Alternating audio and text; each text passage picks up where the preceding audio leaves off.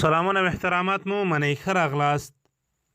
دا هم د نن ورځې مهم خبرونه. د کابل ادارې د بهرنیو چارو سرپرست وزیر حنیف اتمر وایي د راتلونکې اونۍ تر پایه به پاتې طالب زندانیان خلاص شي. بغلان ولایت کې د کابل ادارې 15 تنه عسکر طالبانو سره یو ځای شوي. لوی څارنوالي د قانونو او پټرولیم وزارت د 18 تنو چارواکو د فساد دوسیې څیړي.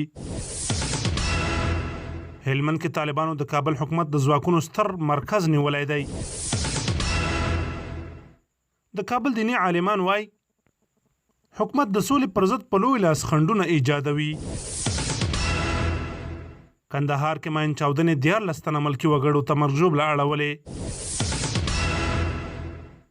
د جاپان لومړي وزیر د روغتیايي ستونزو له امله استعفا ورکړه.